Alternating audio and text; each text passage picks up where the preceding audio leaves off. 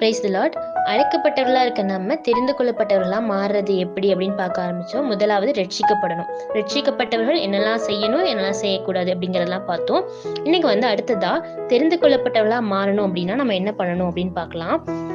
நம்ம கிறிஸ்தவர்களா அழைக்கப்பட்டிருக்கோம். ஆனா இன்னும் அநேக ஜனங்கள் பிற தெய்வங்களை வணங்கிட்டு புற ஜாதி மக்களா இருக்காங்க. ஆனா அவங்கெல்லாம் அவங்களுக்குன்னு ஒரு ரூல்ஸை வச்சு அவங்க மனசாட்சியின்படி அவங்க வாழ்ந்துட்டு இருக்காங்க. அவங்களுக்கு நல்லது எது கெட்டது எதுன்னு தெரியும். அநேகமான புறஜாதி மக்கள் இன்னும் பெர்ஃபெக்டா நீட்டா வாழ்றாங்க. ஆனா கிறிஸ்துவ தெரிஞ்ச நம்ம அசால்ட்டா நம்ம ஒரு நல்ல அவர் காட்டின வழியில வாழாம நம்ம பாட்டுக்கு நம்ம இஷ்டத்துக்கு வாழ்ந்துட்டு இருக்கோம். அவர் நம்மளுக்கு கொடுத்த ஃப்ரீடத்தை நம்ம மிஸ்யூஸ் பண்றோம், நம்ம அட்வான்டேஜா எடுத்துக்கிறோம். அதுதான் ரோமர் 2வது அதிகாரத்துல 4வது வசனத்துல, தேவ தயவு நீ குணப்படும்படி உன்னை ஏவுகிறது என்று அறியாமல் அவருடைய தயவு, பொறுமை, நீடிய சாந்தம் இவைகளின் ஐஸ்வர்யத்தை அசட்டை பண்ணுகிறாயோ.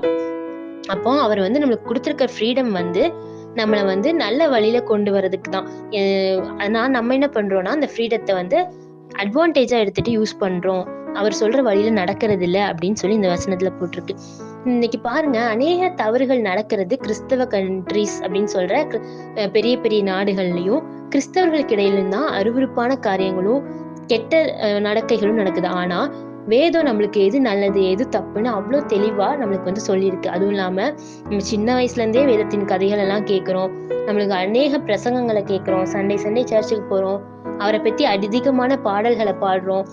அவரை பத்தி நம்மளுக்கு எல்லாமே தெரியும். ஆனா நம்ம என்ன பண்றோம்னா அதை ஒரு பெருசா எடுத்துக்காம கேட்கிறவங்களா மாத்திரம் இருக்கிறோம், ஆனா செய்கிறவர்களா இருக்கிறது இல்லை. அததான் அதே அதிகாரம் 13வது வசனத்துல, நியாய பிரமாணத்தை கேட்கிறவர்கள் தேவனுக்கு முன்பாக நீதிமான்கள் அல்ல, நியாய பிரமாணத்தின்படி செய்கிறவர்களே நீதிமான்கள் ஆக்கப்படுகிறார்கள். அப்போ நம்ம கேட்டா மட்டும் போதாது, அதன்படி செய்யணும். ஏன் அப்படின்னா இந்த உலகத்துல எல்லாருக்குமே இயேசு கிறிஸ்துவோட உபதேசத்தை பத்தி தெரியும். அவர் அன்பை பத்தி சொல்லியிருக்கிறாரு, மத்தவங்களுக்கு தீமையை செய்யக்கூடாதுன்னு சொல்லியிருக்கிறாரு, அருவருப்பான காரியங்களை வெறுப்பாரு, தீமை செய்ய மாட்டாரு, அசிங்கமான காரியங்கள்ல ஈடுபட மாட்டாருன்னு தெரியும். ஆனா நம்ம என்ன பண்ணுவோம்னா, கிறிஸ்தவர்கள் என்ன பண்றோம்னா, அவர் எதெல்லாம் வேணான்னு சொல்றாரோ அதெல்லாத்தையும் நம்ம செய்யறோம். அவர் எதெல்லாம் தப்புன்னு சொன்னாரோ அதெல்லாம் செய்யறோம். அதனால என்ன ஆகுதுன்னா, நம்ம மூலமா ஏசு கிறிஸ்துவோட நாமம் தான் மத்த மக்களுக்கு மத்தியில அசிங்கமாகுது, தூஷிக்கப்படுது. அததான் இந்த அதிகாரம் 24வது வசனத்துல, தேவனுடைய நாமம் புறஜாதிகளுக்குள்ளே உங்கள் மூலமாய் தூஷிக்கப்படுகிறது அப்படின்னு எழுதியிருக்கு.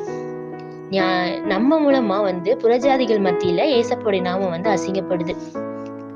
ஏசப்பாவை பத்தியே தெரியாத மக்கள் தப்பு பண்ணா கூட அவங்களுக்கு தண்டனை கம்மியா தான் இருக்கும். ஆனா சின்ன வயசுல இருந்தே அவரை பத்தி தெரிஞ்சு அவரை பத்தி படிச்சு வளர்ந்து வர நம்ம அவரை விட்டு தூரம் போய் அவருக்கு எதிராவே செயல்படும் போது நம்மளுக்கான தண்டனை எவ்வளோ கொடியதா இருக்கும் அப்படின்னு நம்மளால யோசிச்சு கூட பார்க்க முடியாது. ஆனா நம்ம என்ன பண்ணணும் அப்படின்னா, இந்த தண்டனைகள் தப்பிக்கிறதுக்காகவும் மத்த மக்கள் முன்னாடி நம்மளுடைய ஏசப்பாவுடைய நாமம் தூஷிக்கப்படாம இருக்கிறதுக்காகவும் நம்ம என்ன பண்ணணும் அப்படின்னா, இந்த இடத்துல ஏசப்பா இருந்தா என்ன செஞ்சிருப்பாரு, இந்த வார்த்தையை நான் பேசும்போது ஏசப்பா இருந்திருந்தா எப்படி பேசியிருப்பாரு அப்படிங்கிறத யோசிச்சு நம்ம செய்யும் போது நம்ம கடவுளுக்கு பிரியமான வழியில நடப்போம். அதோட ஏசப்பாவுடைய நாமத்தை மகிமைப்படுத்தும். இப்படி நம்ம செய்யும் போது நம்ம தெரிந்து கொள்ளப்பட்டவர்களாகவும் மாறுவோம். தேங்க்யூ.